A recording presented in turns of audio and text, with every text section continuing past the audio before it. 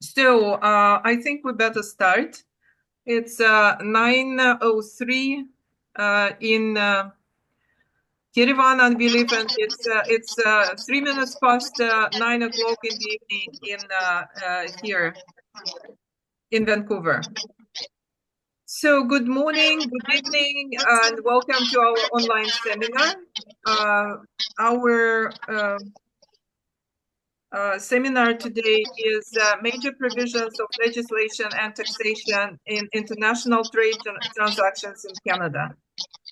And this seminar is our first experience to organize such an event for the Armenian audience only. We are doing it in collaboration with the Armenian International Center for Development of Cooperation with Canada, Knowlex International Partnership, and our sponsor and presenter at this event is Miller Thompson, and it's managing partner of the Vancouver office, Daniel Kisselbach. Before we start, I would like to do a number of remarks. First of all, can I ask everyone who are not speaking to mute your microphones?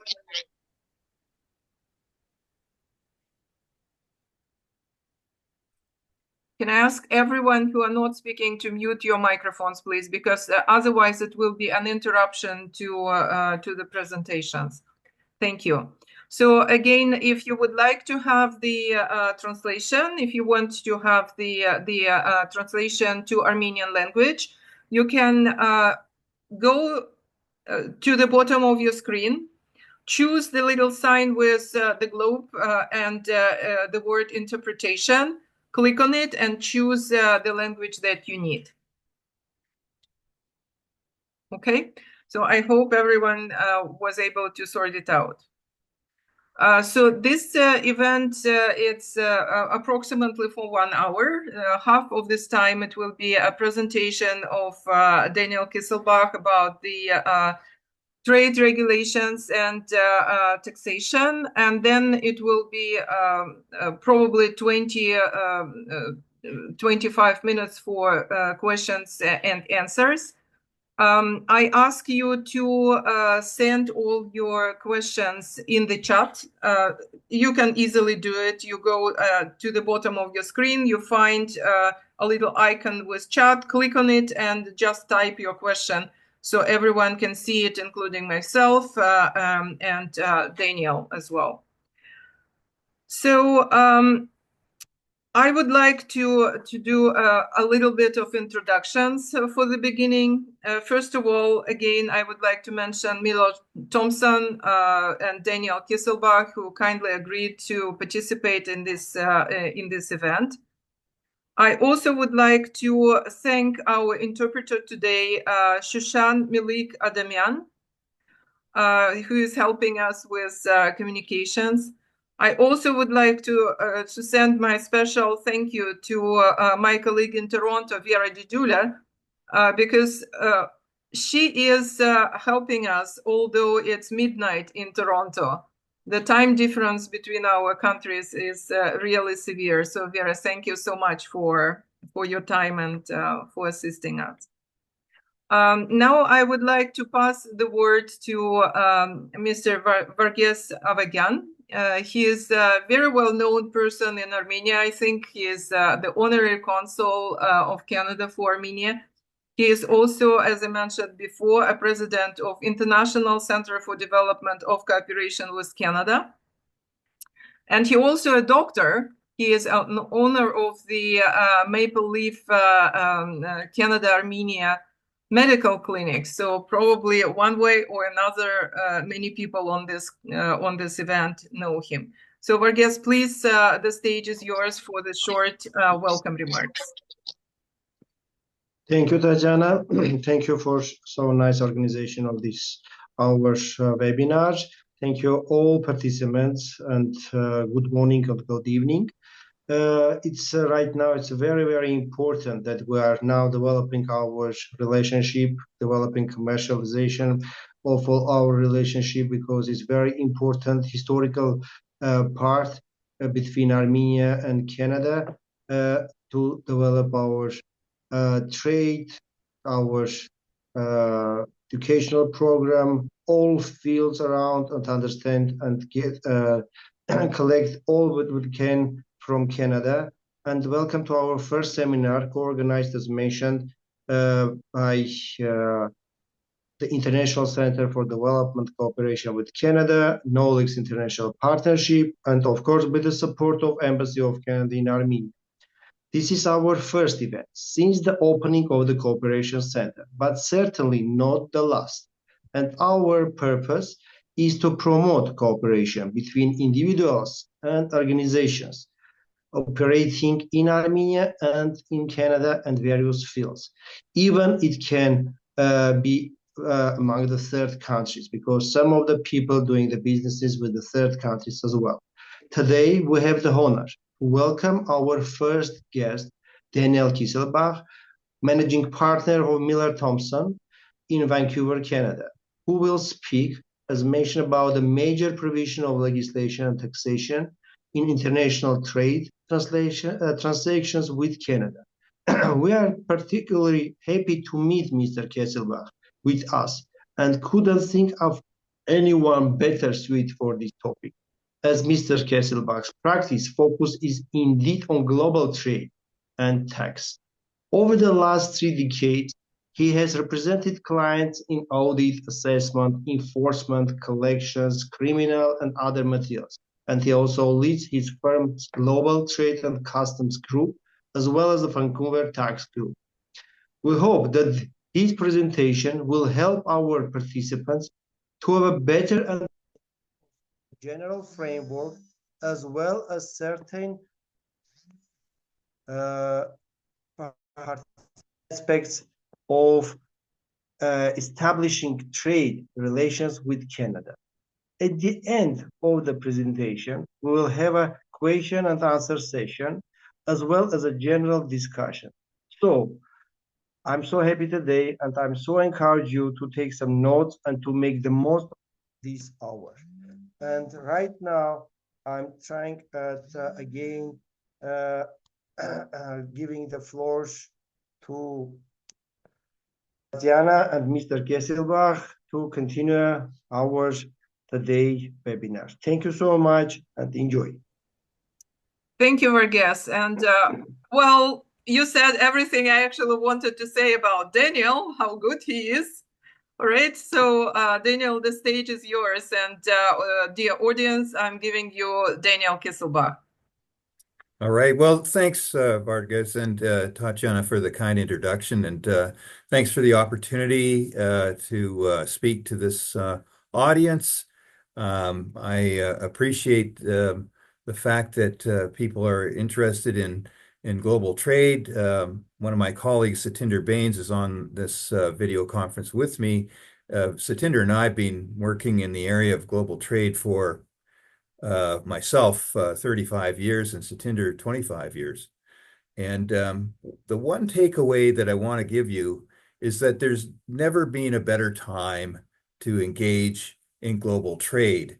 And I say that because of the technology changes and all the things that are happening that make it easier to do international business more so than ever before. When I started practicing law, it was a big deal to get information overseas. I would have to send out letters and information, and I might get it back in a couple of weeks. Well, now we have instantaneous conferences and Zoom, and transactions are happening 24/7 on a constant basis. And I do think that the world has gone smaller and easier to do business in several ways. So my job here, I think, is to try to tell you a bit of a story of how to do business in Canada, how to get going if you're not already going in the area of global trade, importing, for example, or exporting, and run through a few items relevant to tax. So I'll share my screen and we'll get going.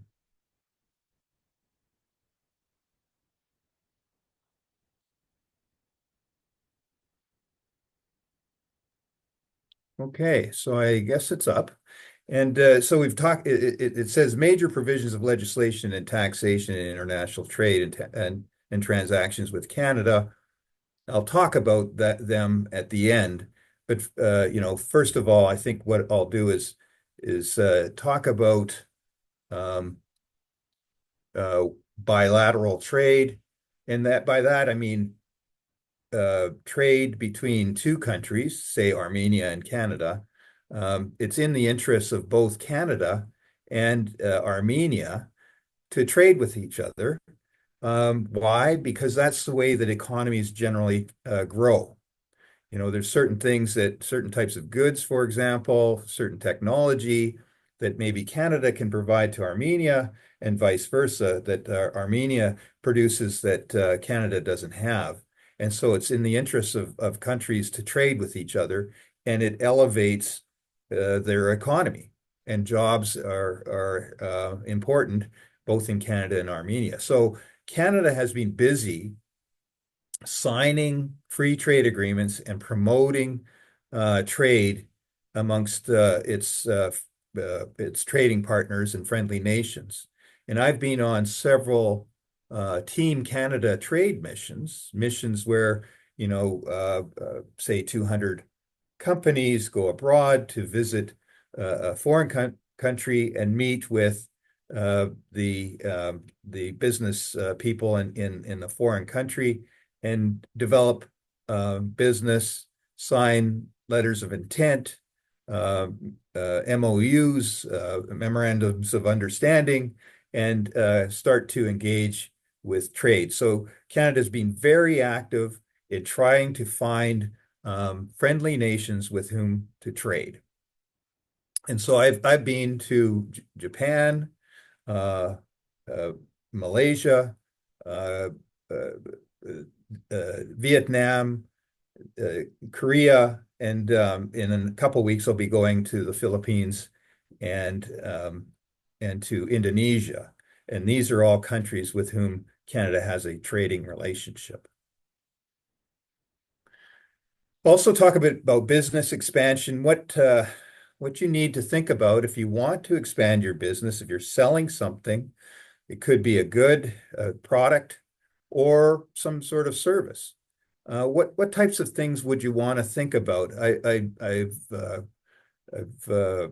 got some background in dealing with this. Both Satinder and I have our masters in business administration, mine from Cornell and Satinder from Simon Fraser University, and we kind of speak the language of business, and often it helps to kind of nail down the numbers and have a plan before you start doing business. E-commerce is a one focus that we are really interested in, because e-commerce allows businesses to import goods, for example, sell goods without having to have bricks and mortar, real estate, and employees in Canada. You can do sales without having any permanent establishment in Canada at all. So there's a lot of different companies that are doing this now, and they're very successful. So successful that growth looks like a hockey stick. It goes up. Then I'll talk a bit about what you need to know from a taxation and a customs duty standpoint. High overview as to what things you should be thinking about if you want to do business in Canada. So here we go. So with respect to bilateral trade, the starting point for me is to do what is known as a SWOT analysis. Identify your business's strengths, weaknesses, opportunities, and threats. So this is a tool, this is a way of thinking to organize yourself if you want to enter into business, so that you can have a path to profitability. You can identify what you're good at, what kind of products you're good at selling. Maybe you have a great source, low cost provider, and you can sell, and it's a high premium product in the foreign country. So, identify what your strengths are and work on those. This type of tool, the SWOT analysis, is really well known, and it's commonly used to identify areas and places where businesses can grow and where they can prepare for challenges. So before you start doing anything, before you start spending a lot of money, I would urge you to consider doing a SWOT analysis.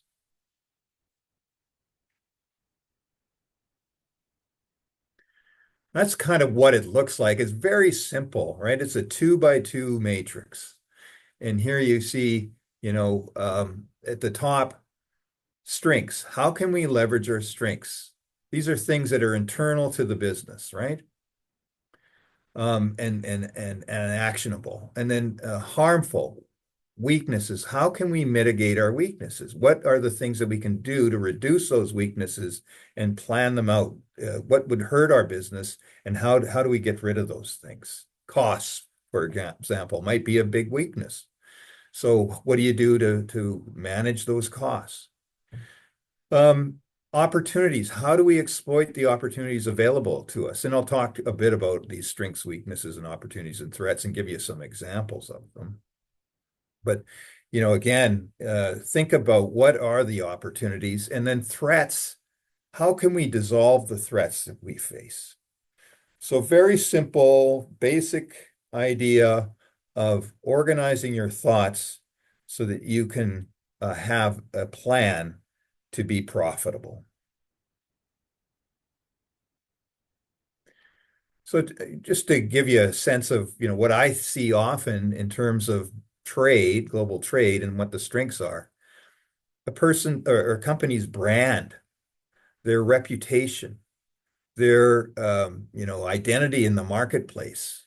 If you're a premium brand, for example, you can charge more because your customers are willing to pay more. You may have a low cost brand. That's also good, but you have to position yourself in the marketplace so that you know what you're selling and double down on your strengths. So if you're selling very, fancy handbags by Chanel, you're going to be in the premium brand. But if you're buying, paper, or you're selling paper bags, that's at the low cost end. Your strengths may be you have a low cost of production. You might have a supplier that can give you something to resell, and the costs that you can obtain the goods at are very low.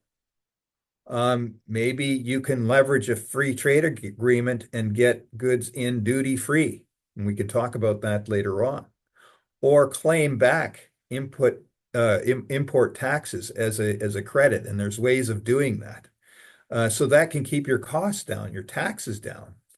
That's very important. And then, in a place like, Armenia, the distance between Armenia and Canada is significant. So having an efficient supply chain, a way of getting products to market in an efficient way, in a way that keeps the costs minimized, is going to be very critical. So those would be where you might find yourself stronger than other folks if you can find a way to do these things. Weaknesses. What we see often in terms of businesses and where they are weak is they may have a very poor sales channel. Like nowadays, if I don't have a website, I'm operating basically without a storefront. You've got to have an internet presence, at least in North America, in order to be able to sell things. So if I want to sell legal services, I have to have a website. It's nice to have, an online presence, and social media is often a very important thing. There are various types of social media: Facebook, X, formerly Twitter, and LinkedIn. Those are some are common in North America, and you can push out notifications to people that are interested in your message. So having a good sales channel can be a strength. Having a poor sales channel is a weakness. Limited differentiation, and we see this sometimes where the business doesn't really know where it fits within the marketplace. Is it a premium brand? Is it a low-cost brand? Is it somewhere in the middle? Where do you fit this thing, right? And it's very difficult to be everything to everybody. So it's very important to have some sort of differentiation. And the business schools would talk about having a target market, having a typology of your customer. Who is the customer you want to sell to? And go after that, or go after that person. And some of the big firms will even, create typologies so that you can identify the type of individual, such as a young teenager that would be very interested in electronic products and video games. What's that typology? And build around that. So knowing your customer is very important. And then lastly, a weakness that we see quite frequently is poor service. Service is critical, especially if you're selling, professional services. We really think that the biggest differentiator between companies and businesses is their ability to provide value through good service.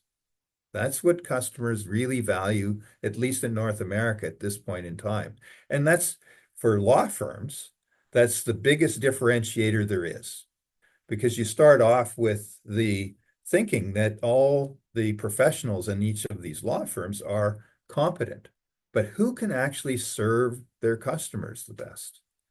And it's similar for selling goods.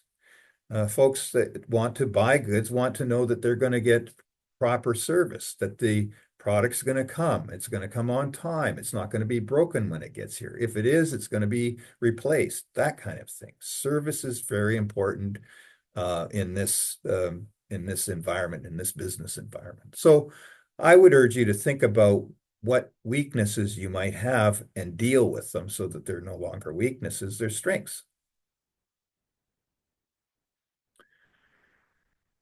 Opportunities, you're taking a look at what you're good at. And I think what you can be good at is identifying market trends.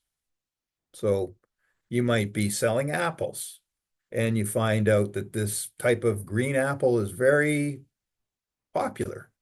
And there's not a lot of people selling green apples in, BC and in Canada or whatever. And you have a line on them. You can get those things and you can sell them into the country. Focusing on market trends, what the customer wants, providing the customer with what they need, is important. And you can find these things out through programs and applications. And I've identified one which is called Google Trends. You can go onto Google and find out what are the trends, what is very popular in the marketplace. Another opportunity might be a strategic collaboration. And what does that mean? Well, it means that you're joining forces with another business. So if you're in Armenia, you might want to sell into Canada, but you don't maybe know the market as well as you might want to. So you go into a collaboration, you work with another person, another company in Canada that understands the marketplace, that understands how to distribute the goods, who's the buyers, where to go to find the best opportunities. You give up some control. you give up possibly some margin because you're going to have to provide some profit, you're going to have to provide some compensation to the person who may be a distributor in Canada or the finder of opportunities in Canada. But on the other hand, you might have greater access to the country. You might have greater access to sales. You might capture more customers. So that's why a strategic collaboration can be a tremendous opportunity if they're a well-known entity and they're trustable. So that's one opportunity that I see quite frequently leveraged. And then technology.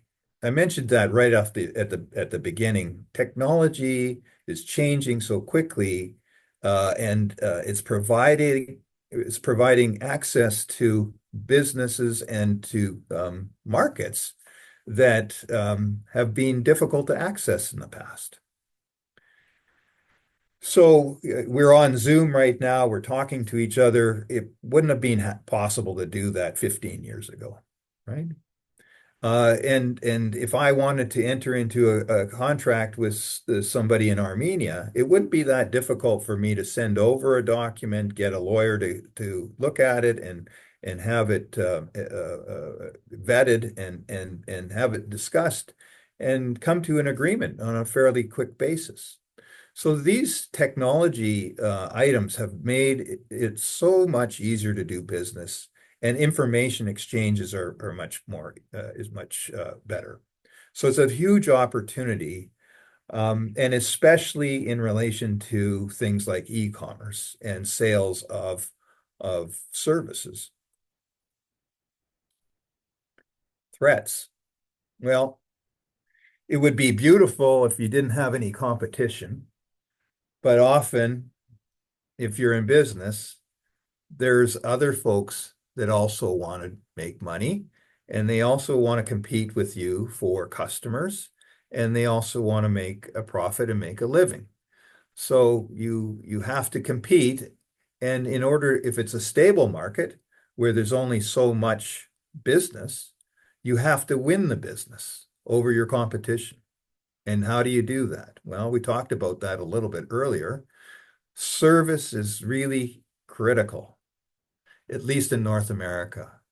And being able to provide, if you're providing goods, on a timely basis, at managing expectations. You may have to tell your customers, don't expect things tomorrow. We'll provide delivery in a week or 2 weeks or whatever it is. But making sure that your communication is very clear. Another threat could be a shift in demand.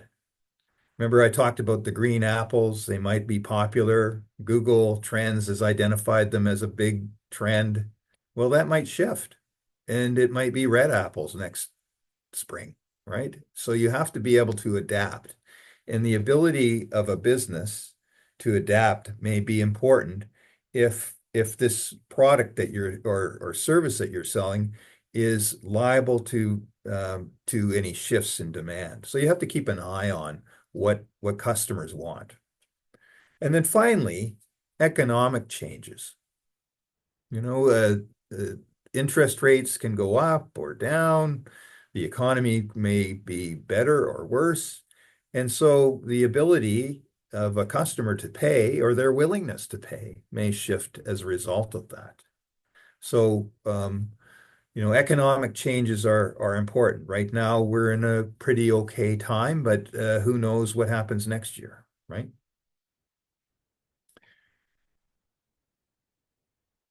So a business expansion strategy is also important. And I talked about the SWOT analysis. Now I'm shifting on to a business expansion strategy.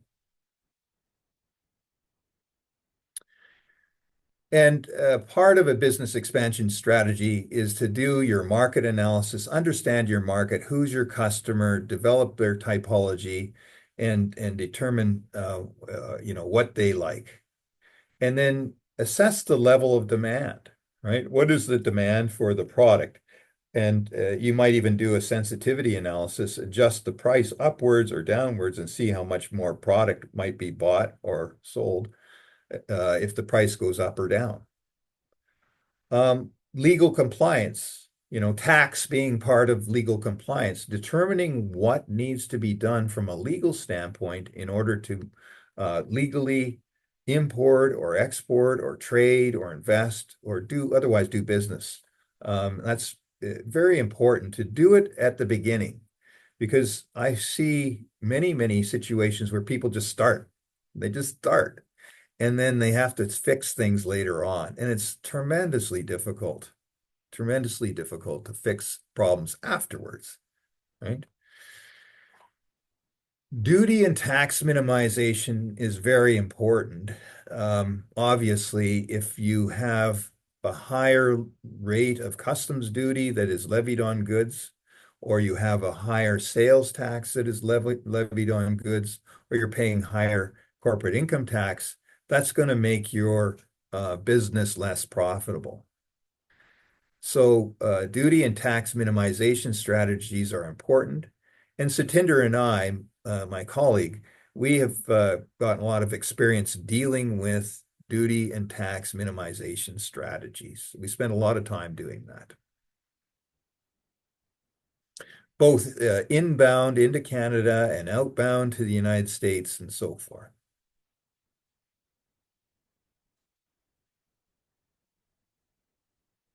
You might also think about your operations and production.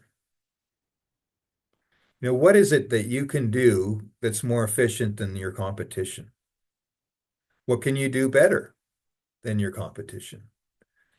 And where I see businesses becoming more and more focused is managing costs out of the system. In Canada, for example, it's shrinking real estate so that you're not paying so much money on real estate. That's one way of managing costs, is to reduce your fixed costs, and also labor, right? If you are overpaying, if you have too many people in your workforce for what you're producing, that's another cost that you can manage out of the system. But you don't want to run too lean, because if you manage too much cost out of the system, that impairs or restricts your ability to provide service, which is also very important. The supply chain I mentioned earlier, and so the parts of the supply chain will include, the production facility, and then getting goods to a carrier. It may be an air carrier or a marine carrier or whatnot, and then delivering it to the customer wherever they may be. And if it involves a long distance, say from Armenia to Canada, you're going to involve probably multimodal. You'll have rail, truck, ship, air, could have all those involved.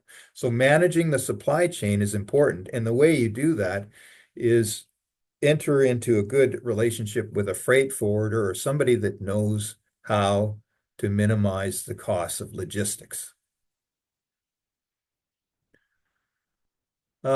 Logistics is important because in some cases, you may have difficulties in getting goods to market using a certain route. And so a freight forwarder or a logistics provider can help you find alternative routes. And then sales and distribution, I mentioned that earlier. You may have a direct sales method, that is, you're trying to sell directly to the foreign market, or you use a partner that may have greater knowledge about sales and distribution in that market where you want to sell. And then finally, have a financial plan and projections. So try to figure out what your cost of production is, the cost of goods sold, and then have a margin, some sort of profit margin on top of it. And we often like to see, at least in the legal profession, something like a 40%. It's pretty common to have in many, many businesses a 30 to 40% margin, so a profit margin. And why do you need big fat profits? it's because you need to reinvest that into your business often, so that you can find more efficiencies, better technology, a better product, and so on and so forth. So reinvesting some of your profits into the business is often a good idea. So this is a little chart. You can do it in many different ways of what a business expansion plan might look like. And you just have a summary of what you want to do, your market analysis, and there the SWOT analysis, your strengths, weaknesses, opportunities, and threats. What is your product and the services description? Where does it fit within the marketing strategy? What kind of product is it? Is it a premium product? Is it a low-cost product? And then what is your logistics and operations plan? And then what is your financial plan? What is your cost? And how much margin are you going to make on this product or service? E-commerce, just want to mention that quickly because we do a lot of work for various types of businesses, ranging from, I guess, they go from e-commerce businesses to mining. You know, there are all sorts of different types of businesses, but the ones that are really growing right now are the ones that are selling on mobile apps. They may be selling consumer products, for example. And you can sell business to business, we call it B2B. It should be actually the third bullet point should be B2C, so business to individual consumers. So your business can be directed both to other businesses or other consumers. And there's ways and means of doing that. And we have pretty good contacts within the e-commerce business. And I can explain that a little bit more if you have an interest. If you're new to the e-commerce game, if you want to sell, I don't know, maybe there's a special product, you've got some sort of special craft that you want to make or whatever, or that you can produce, start small and scale up. That's often a good idea. Test the market out and see if it's worthwhile to get into it in a big way. You can sell on your own website. It's not that difficult to do nowadays, or you can use an established e-commerce website such as Amazon. We're familiar with some of the Chinese e-commerce websites such as Temu and Shein. So those are necessary in many cases so that customers can find your products on the internet.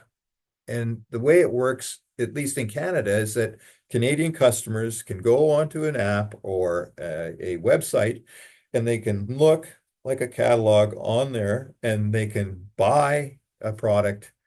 They can make a payment, and then the business can fill the order and ship it to Canada.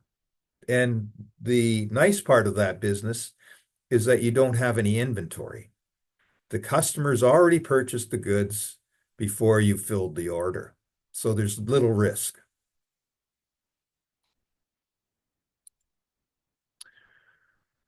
You can, as I mentioned, use social media marketing to tap into online communities. There's often blogs and other types of ways of building a customer email list.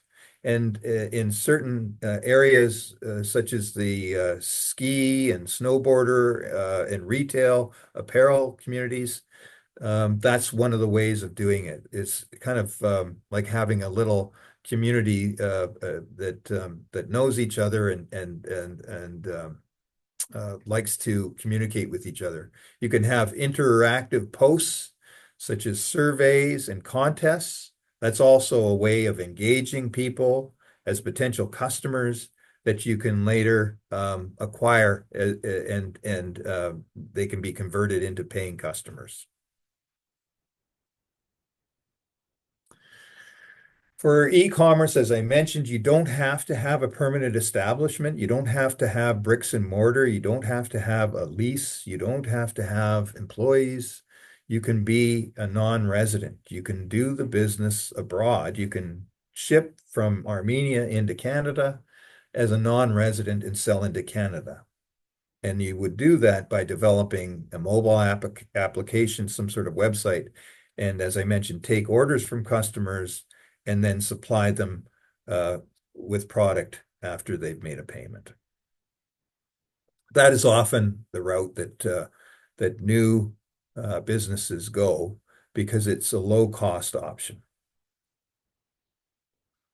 Resident importers, we see that with many more established businesses. What happens is that if you have a product and you think you have a good market for it, you may want to establish a office, a warehouse, some sort of place of business in Canada, and you have at least one employee, one or more employees. If you do that and you carry on business in Canada, you can take orders from customers and then purchase the goods and then supply them to the customer and pay duty on the lower supply cost. And so this resident importer methodology is a way of reducing the duties on goods. It's a duty minimization strategy. And it's for businesses that, they know that they're going to sell a substantial amount into the country.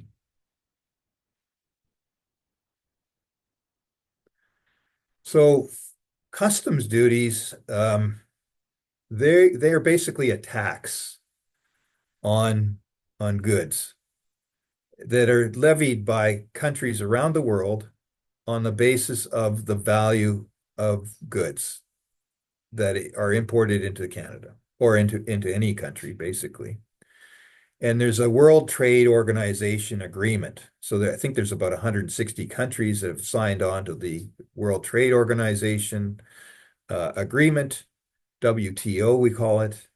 And they all do the same thing. They charge duties, customs duties, which is a tax on the value for duty of goods that are imported. So if I import, a box of apples that costs me $100, I may pay 10% duty on that. That's going to be $10. So the rates of duty depend upon the classification of the goods. So there's a whole different schedule of classifications of goods, apples being one of them, infrared light bulbs might be another, steel rail be another. They're all classified according to what they are. And so the rate will depend upon the classification. For marine vessels, it's 25%, for example. For shoes and apparel, it may be 18%. So the rates will differ according to what the item is. The rate will also differ according to where they come from, the origin of the goods. So if the goods originate from a free trade zone, a free trade territory, a territory with which Canada has entered into a free trade agreement, the duty rate may be 0. And so what we see often is there are duty minimization strategies that are in play. So consider, for example, an item that might be subject to 25% duty that is manufactured in China.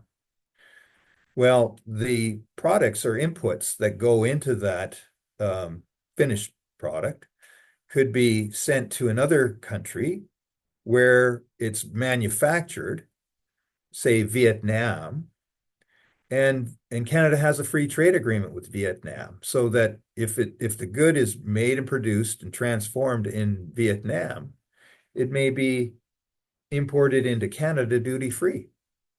So we see many countries taking advantage of free trade agreements. And I think Canada has, well, there's quite a few of them. I can't remember how many exactly right now, but the big one that we are looking at quite closely is what's known as the Comprehensive and Progressive Trans-Pacific Partnership. It's a big mouthful. Comprehensive and Progressive Trans-Pacific Partnership. And it involves, I think it's 11 countries. And we're signing on possibly the United Kingdom as well. But it's basically countries within the Asia Pacific. Japan being one of them, Vietnam being another one, and so forth. So Canada can export into those countries duty-free largely, and those countries can import into Canada duty-free. And there are agreements that help with things like labor mobility. If you have an investor or an entrepreneur that wants to do business in the zone, in the free trade zone, there are rules about doing that. So it makes business easier. And so Canada has been doing that quite frequently, signing these types of free trade agreements. Of course, we have a big agreement with the United States. It's called the CUSMA, Canada-US Mexico Agreement. So there are these agreements, and if you can take advantage of them, then there are economic rewards that you can minimize duties and taxes.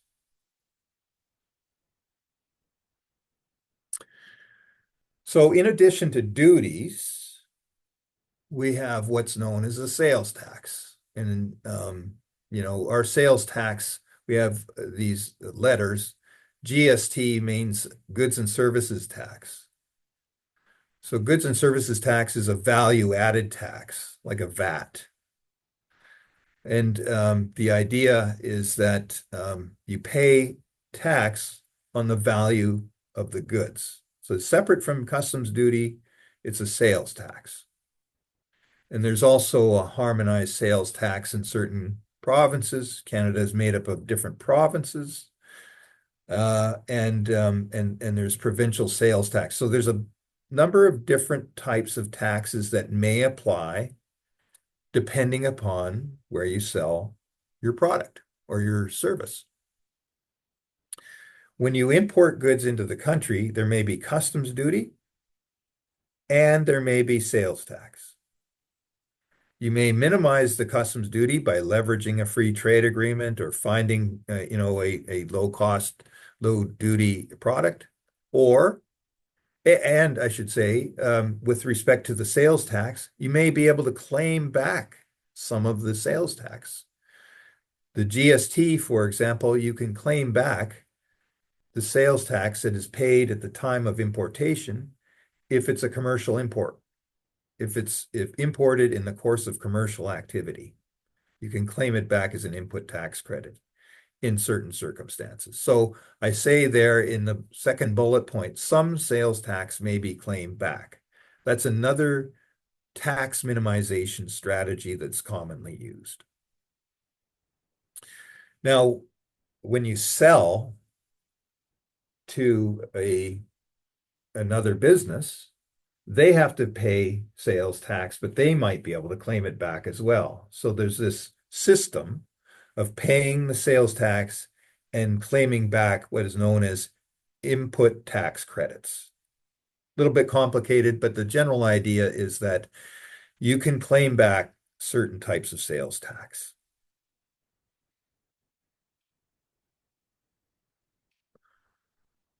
Income tax. Well, if you are a resident in Canada, if you're carrying on business in Canada, there's an obligation to file a tax return and report your income.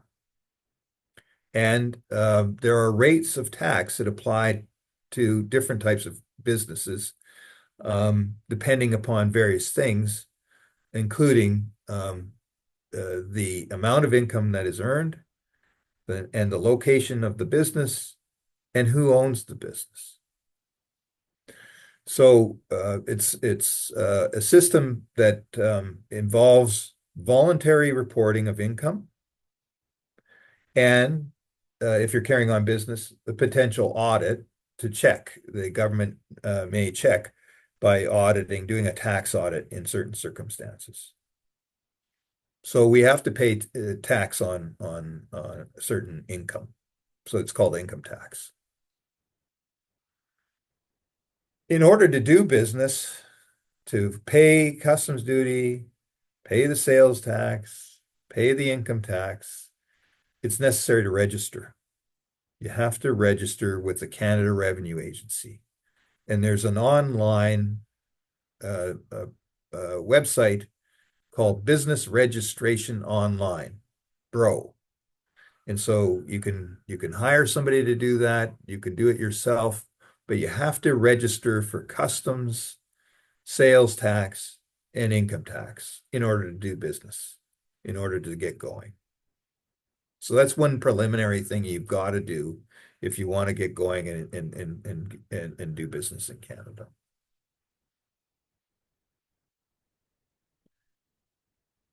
So I think I should just stop. I've taken a bit more time than I thought I would, but I'll turn it over to Tatiana to outline any questions that people might have.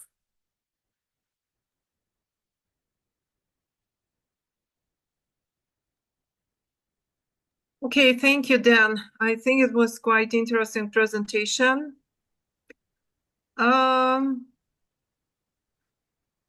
I've got a couple of messages here in Armenian language, and I think Shushan can help us. I think Dan should switch to the English. So, Shushan, would you like to translate what? Yeah, Vagan, please Yes, speak. ողջույն։ Yeah. Հայաստանի գործատուների I would like to greet you. I would like to say that my name is Vahagan Hambartsumyan, and I am president of RUE of Armenia. We are the only official partner of the government that is sort of an association that actually joins together many businesses, and we are seen as the only official partner. I would like to thank you for the video call. It was very, very good to have that. Thank you to the organizers. Thank you to the speakers. Thank you so much. I would simply like to ask you briefly, first of all, as far as I understand, we can even do service, right? So it's not only goods, it's provision of services from Armenia to Canada from Armenia. Yes. Taking into account this big distance that lies between Armenia and Canada, I believe that in terms of trade, we have to solve much more serious issues when it comes to tangible products and goods rather than services, because still distance plays a big role when it comes to trading. And I think that needs to be taken into account and reckoned with. Nonetheless, it is possible. I believe that there can be also copyright. I'm thinking aloud from the point of view of Armenia. For example, if we export something there, we want to get a product that will be unique in the world, and then that could be also of interest to Canada. But this distance, still, I'm coming back to the distance, and that gives us food for thought. Why not better go in the direction of services rather than physical goods? It should be said that not only do we have this union that I'm the president of, but we also do automatization of bookkeeping, of accounting, and systems, similar systems. So I'm interested in Canada, what are the different organization types legally? I'll give you an example so that it's clear. In Armenia, mostly it's LLCs, limited liability companies. LLCs are widespread, and also what we call in Armenia individual entrepreneurship or private entrepreneurships. That's translate directly for Armenia. I don't know if that works in Canada. That's the first question. So what are the types? And secondly, the different types of taxing, because Armenia too is considered within, it's actually part of the global taxing philosophy, let us say. So what you're saying, all of that rating calculations, all of these factors are also part of it. Because back in 2016, I was part of the working groups. I was working on the tax code of Armenia. And the basis of this is World Bank. And of course, Canada has had that for a long time. But I've understood that there is like, it can, there is a sales tax, you can call it differently, VAT or some other terms, that doesn't matter. The idea, the philosophy is the same. And also what you call income tax. In case of physical persons, it's income tax. And if it's organizations, it's revenue tax. But profit tax, depending on how you translate that. But still, I'm asking about softer, more mitigated regimes of taxing, where is there organizations, companies, or, for example, we can also be turnover taxed in Armenia. So the rate is a bit low, but under special circumstances for this regime. For example, there has to be a threshold of turnover, right? That all of these factors that need to be reckoned with. Why am I asking questions like this? Because I'm very interested in if, for example, we can touch upon the taxing system of Canada, because you've rightfully noted that we're doing business, and without sensitivity to the taxing systems, this would be a big mistake, because we need to do not only strategic analysis, like you were talking about, attraction of the market or competition, but we also need to be ready for the taxing system and philosophy. And towards the end, not a question, but rather a proposal, if I may. When am I talking about all of this? Because the question is, can we propose our goods services to the consumers, customers in Canada? And I mean accounting. For example, we have great accountants would like to offer accounting related services. If you have any specific elements to say that in that regard, but I also understand that I may be asking for too detailed information. Maybe you just give an overview, and I have an idea. Maybe you can guide us. We can visit Canada and we can get to know all of this phenomena. That would be very, very good for us. So that's a great opportunity, right, for us. So we're interested. We would like to export our services, products. There we have a company called Metasort. Razmik Khachaturian is present. He's among those present today. We would like to export it. So first we have to touch upon it and understand whether such an opportunity exists. Thank you so much. All right, so lots of easy questions. I'm just joking, of course, but one of the questions you asked is, can you see an opportunity to export services to Canada? And I think the answer is yes. And the reason I say yes is that I know for a fact that some of the larger corporations in Canada are doing just that. I know some of the accounting firms, for example, have engaged staff in places like India to do accounting services and tax returns and financial related things. Many of the banks have done that. So they've decided that they'll go to a low-cost jurisdiction in order to obtain certain types of services. So there is some appetite for that. You have to be able to provide good quality services, of course, but I think that that is well worth exploring for the reason that you identified, which is that in order to sell products into the country, you have to deal with the distance issue. And it is costly to transport products into Canada from a place that's further away. So services, yes, that's an option. You asked me like a question about the different types of businesses in Canada. And just generally, I mean, we can get into it at some point in another discussion, but there are limited liability companies. There's two types in BC, for example. One is a limited liability company. You don't have to have a resident director. And that's appealing to some folks who don't want to have mind and management in Canada. So they may want to have a corporation in Canada, but they don't want to have mind and management there. You can also be a sole proprietor, right? You can be unincorporated and carry on business. You can carry on business as a partner. I'm a partner in a law firm.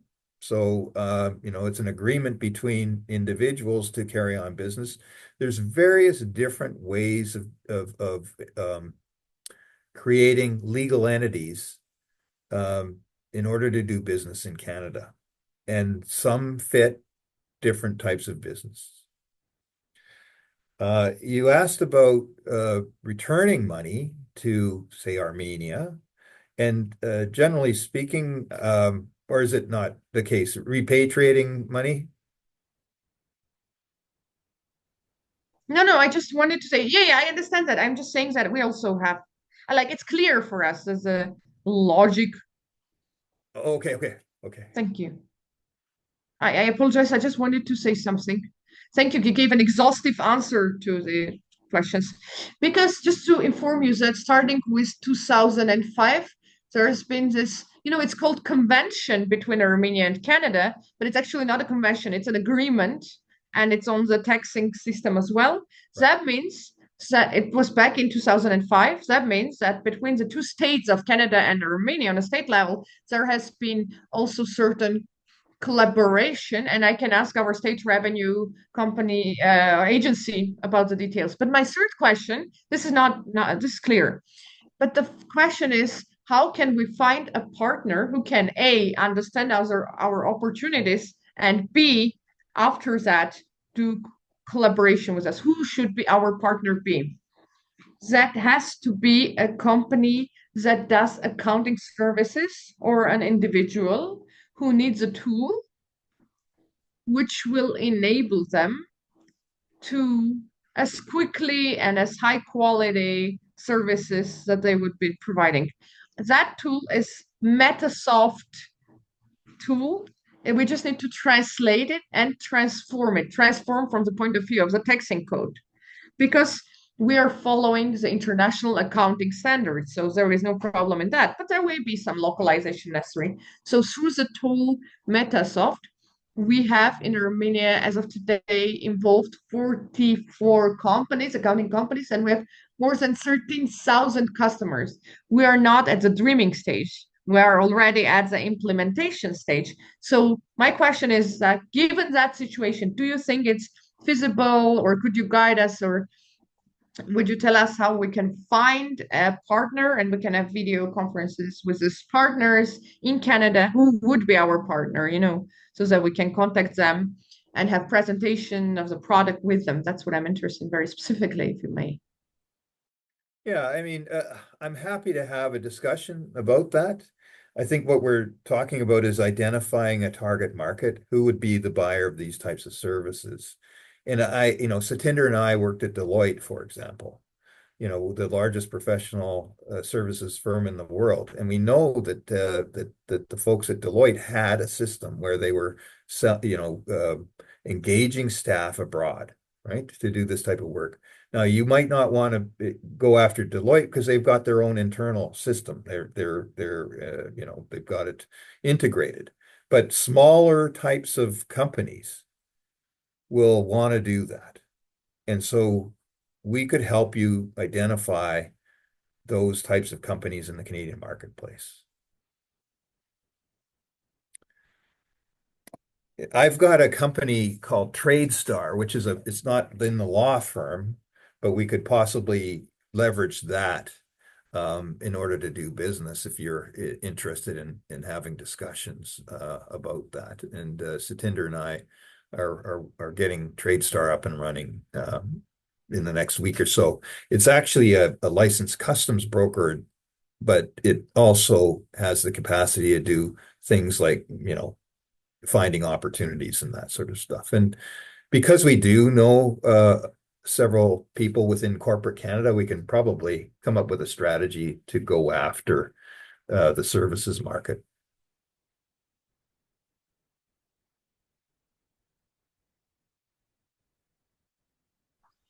Thank you so much. I really don't want to exhaust your patience, so my last word for now, if it's okay. Let's specify this, shall we? We need SME supporting, SME related accounting organization. Deloitte, this is very, very, very, very large. We're talking about SME, small and medium. You, of course, noted it rightfully. This is a big shark. We're after a small SME accounting company. Let us first understand what they do, what tools they have, what services they provide, because just as in case of business, there is always IT. There is no IT, there is no business, there is no future. So if there is this possibility, please organize it in the near future.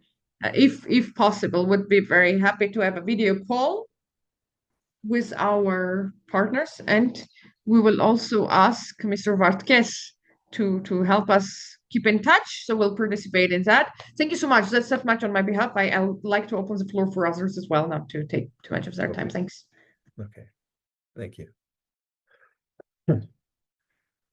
Just to finish that thought off in my brain, I think where we would want to consider going is the chartered professional accountants, for example, of British Columbia or across the country, because they represent not only the large firms, but the medium-sized and smaller firms across the country. So it's called CPA.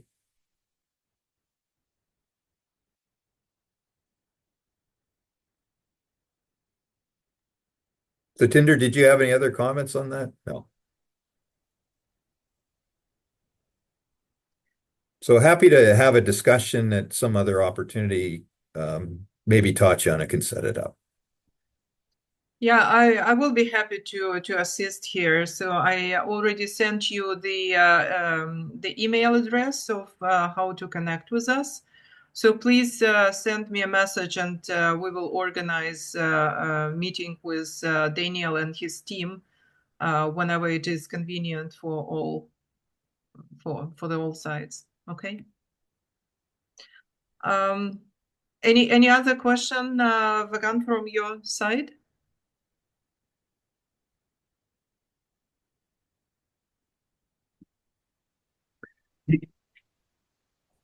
I don't want to have a monologue, and I don't know if other people have other questions. So please, I'd like to give the floor.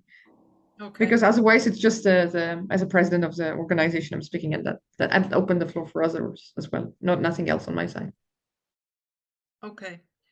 Hello, Mr. Karen Petrosyan, we're speaking, I think. Mr. Karen Petrosyan, would you like to speak? Okay. Hello. First of all, please accept my gratitude. Thank you, Mr. Avakian, Mr. Vartkes Avakian, for having involved us in this very interesting event, and I'm very happy to participate. I have a question. What opportunities do you see, Mr. Daniel, for joint businesses? You know what I mean? Armenian-Canadian joint business formation. Maybe these businesses can be registered in Armenia or in Canada. And I would like to also see, when we're talking about joint business registration in Canada, how difficult this may be, how easy this may be. What would you say? Because now there are many directions of cooperation. So it would be interesting how it can be, we can register in Canada, and how this can be done, because if there is bilateral interest, the business can be done. This can be true of trade relations, or of joint products. Thank you so much. Yes, so interesting question. There's different structures, as I mentioned. One is a joint venture, right? Where you have two companies that come together for a common cause. One joint venture right now that is in operation, is a bigger project in Canada, is for the construction of our rail system, our commuter rail system called SkyTrain. And so here, two companies have got together. They're building a train system, 16 kilometers of it, and it's a joint venture. So they're both doing this work together. There's another way of doing this, not a joint venture, but a partnership. And so if you're in a partnership, you're even more closely together, and one partner can make representations that bind the other partner.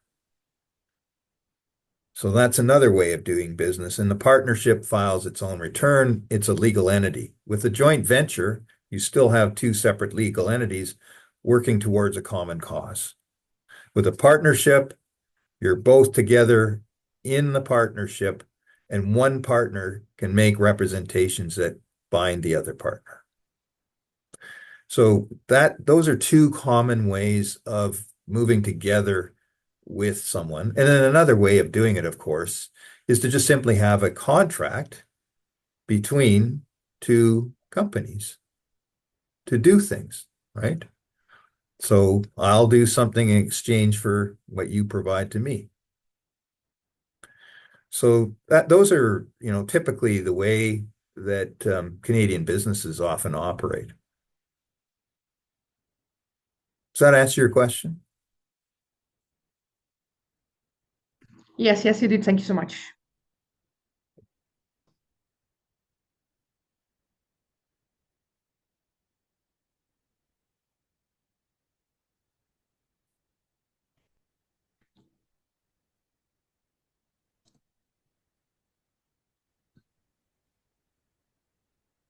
Hello.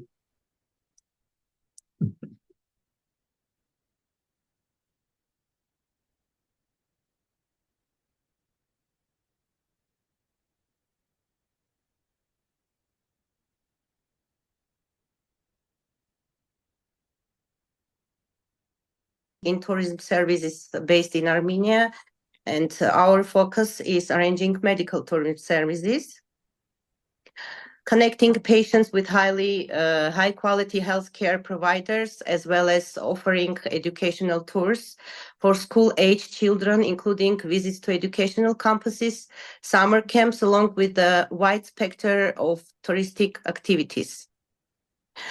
In addition, we also offer business tours for companies interested in visiting abroad for business and professional development. Our business tours provide corporate representatives with opportunities to establish business contacts, learn best practices, and explore the experiences of leading companies abroad. So, first of all, I have a question to Mr. Daniel.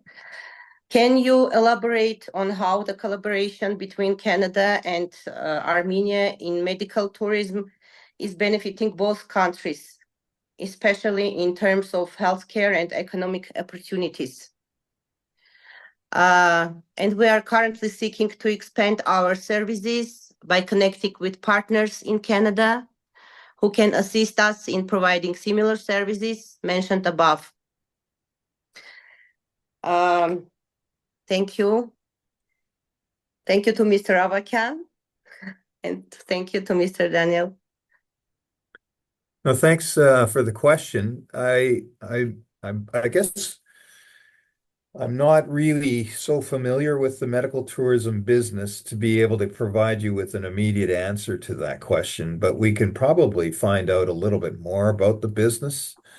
And it sounds like it's an interesting opportunity.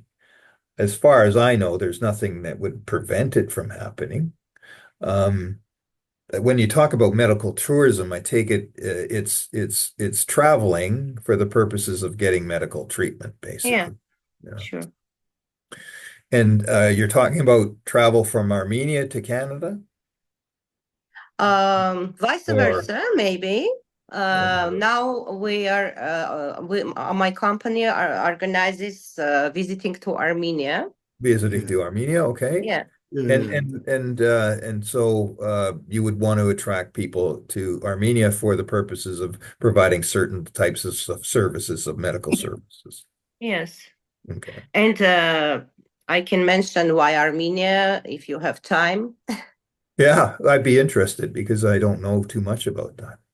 First of all, it is maybe affordable and cost-effective treatments. Right. Armenia offers medical treatments at a significantly lower cost Okay. compared to many other countries, compared to Canada also. International patients seeking high quality healthcare at affordable prices and drawn to Armenia as it provides a cost-effective alternative to expensive treatments in their home countries. Second point is quality healthcare services. Armenia is known for its competent healthcare professionals and high-quality medical services. And the country boasts a skilled and experienced pool of doctors, surgeons, and medical staff who provide advanced treatment using state-of-the-art technology and modern facilities. We are specialized medical expertise. Our country has developed expertise in various medical specialties, including cardiology, dentistry, oncology, reproductive medicine, and cosmetic surgery. So international patients seek out of these specialized services to access the latest advancements in their respective fields. Shorter waiting times. You know that in CIS countries and in Canada and the USA, there is not shorter waiting times, long waiting times, and Armenia offers shorter waiting times for medical treatments compared to countries with overloaded healthcare systems. This aspect is particularly appealing for patients who face long waiting periods in their home countries and who are looking for prompt medical attention.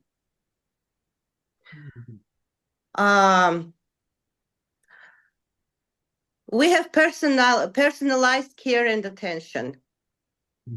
Our medical facilities are known for providing personalized care and attention to their patients.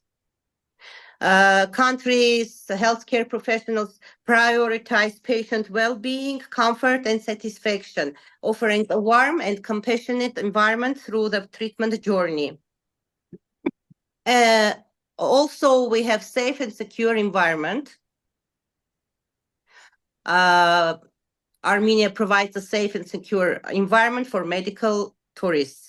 The country has a low crime rate and a reputation for hospitality, ensuring the patients feel secure and at ease during their stay. And behalf of all, I can say that about culture and historical attractions. You know that Armenia offers an enriching culture and historical experience for medical tourists, in addition to their medical treatments.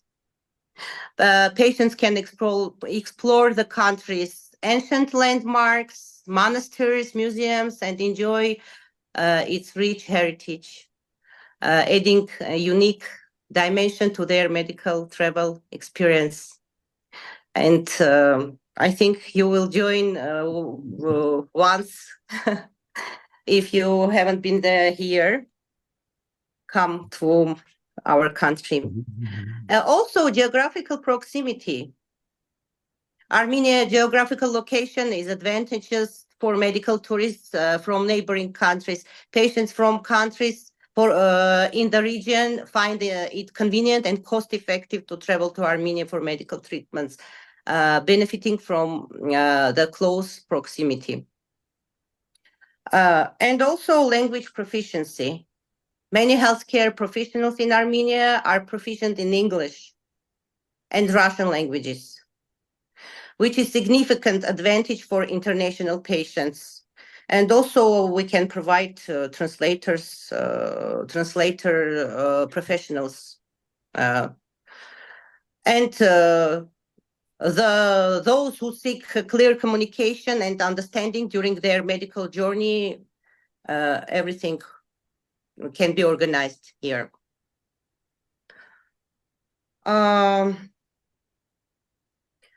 So we collaborate to Mr. Avakian's Maple Leaves Clinic, and I can proudly say that with my company collaborates to most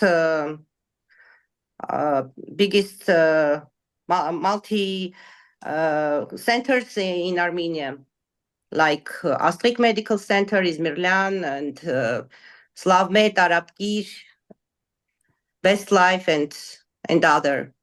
National Oncology Center, Nairi, Erebuni Medical Center. If you have questions, Mr. Daniel, I will answer. Yeah, no, it's interesting. I know that in North America, some folks will go abroad. We are confident that cooperation with you and your company will allow us to offer clients top quality services in these areas. What can I do in order to maybe be a little bit closer to this proposal that I talked about? Well, I think it would be interesting to know a little bit more about your business, and maybe if you send the information to Tatiana on what kind of services are provided. I know folks from BC, for example, will go to Mexico to get certain cosmetic treatments. So there is a market for what you call medical tourism. And so it would be interesting to know the types of things that you will be able to offer. In Canada, we have a nationalized medical system, so a lot of services are provided for free, but in some cases they're not provided as quickly as folks want them. They're not exactly the type of thing that they want, or they feel that the cost is too high for certain elective things or cosmetic. So there may be a market for this, and it would be interesting to know more about your business. I think that would be important. Satinder? Thank you. You can be free to contact me if we can collaborate. Okay. Thank you very much. Yeah, I was just going to mention that I've been a friend of mine came from Turkey. Apparently, a lot of cosmetic stuff happens in Turkey, and they meet you at the airport. They bring it in. They have hair transplants, facelifts, and everything. They also supply the hotels and so on. So there's a whole industry out there. So it's definitely something that has a big market, or has an increasing market. So yeah. So there'd be some demand in Canada for that. Yeah, oh, definitely. People who want to get hair plugs, they're all going over there. Okay. All right. Very good. Good to know, Satinder. I'm just growing a crop circle at the back. So. Okay, everyone. Are there any other questions? I don't see anything in the chat, and we already 1.5 hours on air. So any other questions? Yeah, so Anais. Yeah. Hello. Yeah, Hello. we can hear you. Go ahead. Yeah. I will try to be as laconic as it is possible. My name is Ani. I represent Fintax accounting company in Armenia. Since we are currently working with some US companies providing accounting services, it would be nice for us to get a little bit more information about the Canadian market of accounting and accounting services. And I have just a couple of questions regarding this.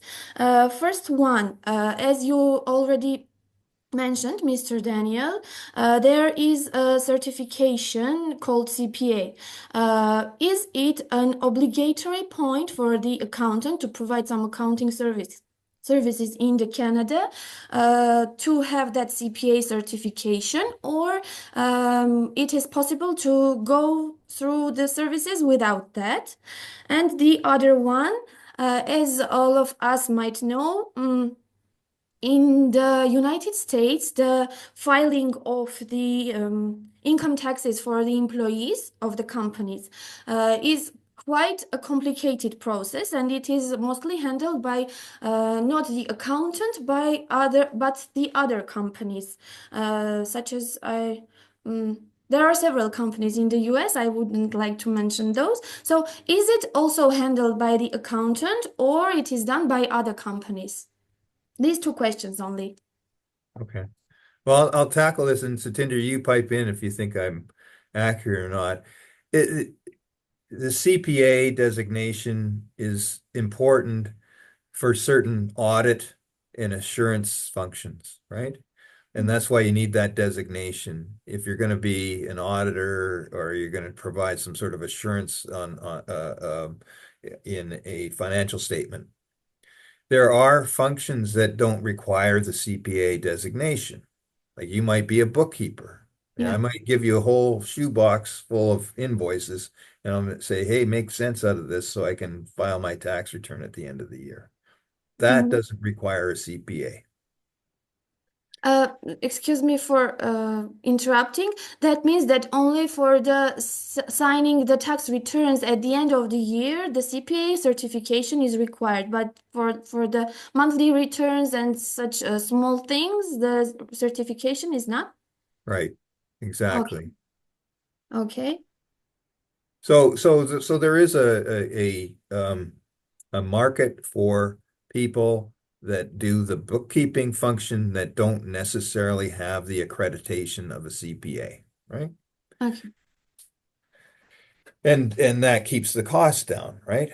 So I might hire a bookkeeper who isn't an accountant that doesn't have the designation in order to get everything organized. And then I would give the spreadsheet over to the accountant that has the CPA designation, and I'd say, please, do the finishing touches to it. Okay. Right, Satinder? Yeah. And the second question, please, about the income tax filing. Well, I mean, you don't have to have an accountant file your income tax. You can do it yourself, right? No, I was asking about the companies who are filing as a tax agent for their employees. Right. Well, generally, I mean, I don't know too many companies that do tax filing that aren't CPAs.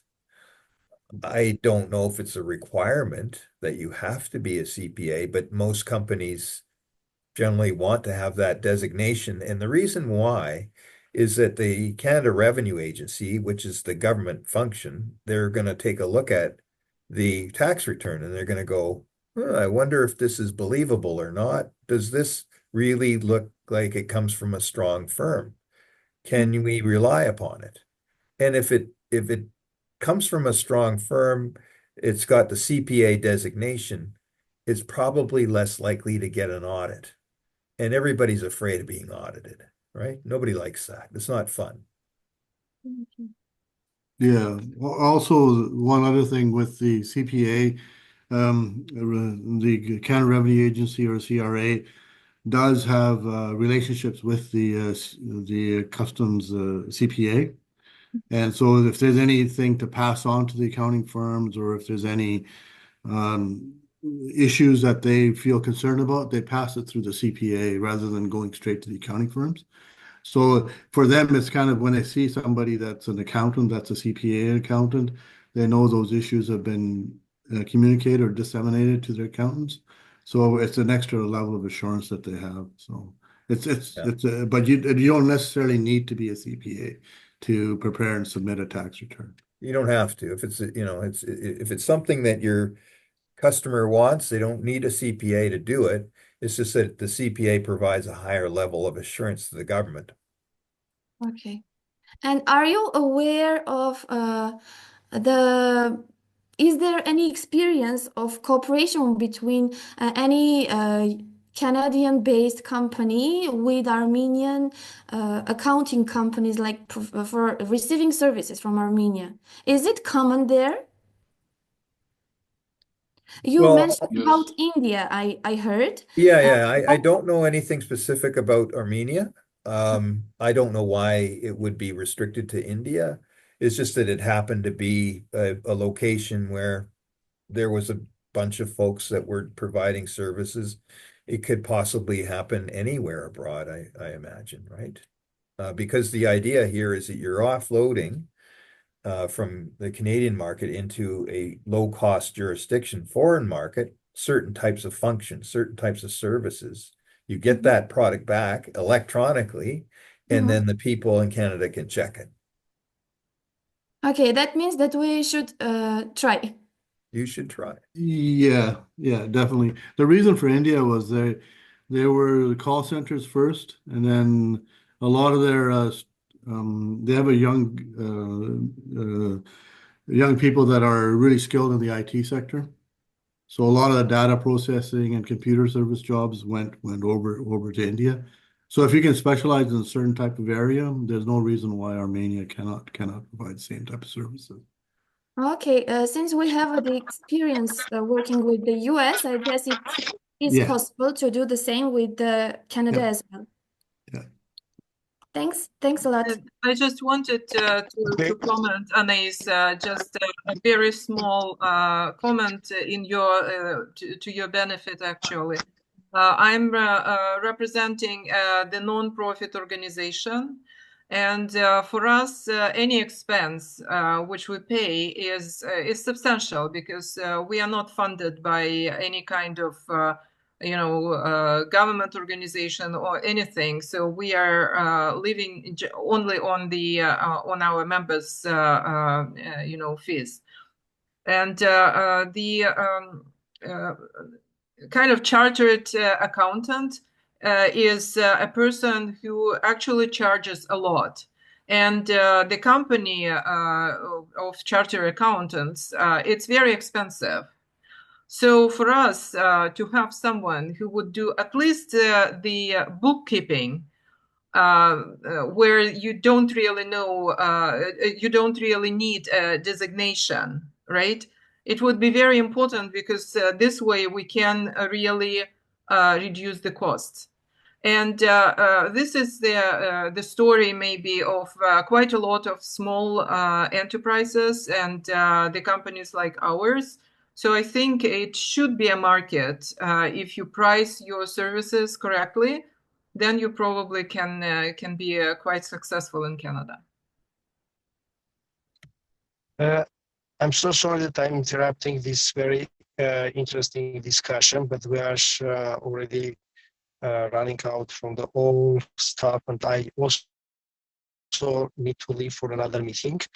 Once more, I would like to express my thankfulness to Mr. Daniel and to all organizers and the participants. And this is, as I mentioned, it's not our last event meeting. And please send all your questions, and we will be happy. I personally will be happy to organize more webinars with more particular questions about the topics. And of course, our International Cooperation Development Center is ready to assist for organizing joint venture companies or finding the partners or going to the business to Canada or to do the trade, and with our good partners from Canada. And thank you very much. I think we can just right now, sorry, that you think. You're on mute, Tatiana. Yeah, thank you, Vargas. I think there is some interruption with your internet connection. Yeah, if there are no any further questions, but you're still thinking about something you probably would like to ask later on, please don't hesitate to use my email address, which I distributed to all the participants, or you can also connect with Mr. Avagyan's office, and we will help you to connect with Daniel and answer your questions related to doing business with Canada. So again, I would like to thank Mr. Avagyan. I would like to thank our interpreter. Thank you, Vera, for being up after 1 o'clock in the morning. And thank you again, everyone, for your time and interest, and let's stay in touch.